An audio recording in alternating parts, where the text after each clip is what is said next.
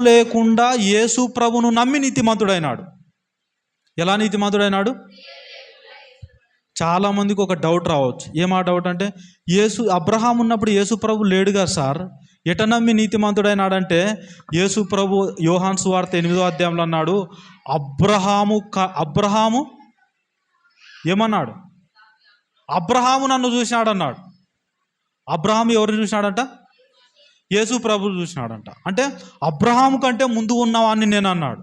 అంటే ఇప్పుడు అబ్రహాం అయినా ఎవరిని నమ్మి నీతిమంతుడైనాడు? యేసు ప్రభున. ఎవరు నీతిమంతులు అవ్వాలన్నా ఎవరు నమ్మాల్సిందే.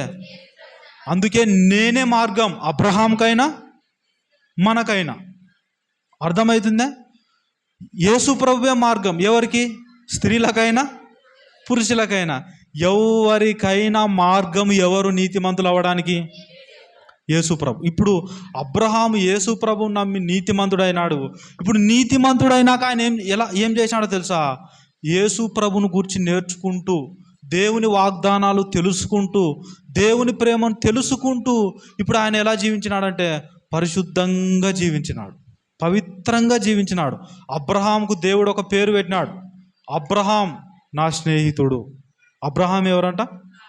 అంటే అబ్రహామును దేవుడు తన స్నేహితునిగా పిలుచుకున్నాడు. అంటే ఇంత మంచి ప్రవర్తన అబ్రహాంకి ఎలా కలిగిందంటే, ఫస్ట్ ఆయన నీతిమంతుడని నమ్మినాడు.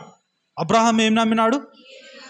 నీతిమంతుడని నమ్మి, నేను దేవుని కుమారుడను అని నమ్మి ఇప్పుడు ఏం చేశాడంటే దేవుని ప్రేమను, దేవుని వాక్యాన్ని నేర్చుకుంటూ తన జీవితంలో ముందుకు పోతున్నాడు. ఎప్పుడైతే దేవుని వాక్యాన్ని నేర్చుకుంటూ ముందుకు పోతున్నాడో అప్పుడు ఆటోమేటిక్గా అబ్రహాం ఎలా జీవించినాడు? ఇప్పుడు నేను మిమ్మల్ని అందరినీ ఒక ప్రశ్న అడుగుతున్నా. అబ్రహాం యేసు ప్రభువుని నమ్మినందుకు నీతిమంతుడా కాదా? నీతిమంతుడు. కానీ ఇప్పుడు వాక్యం నేర్చుకుంటలేడు, దేవుని మందిరానికి వస్తలేడు, దేవుని వాక్యం వింటలేడు.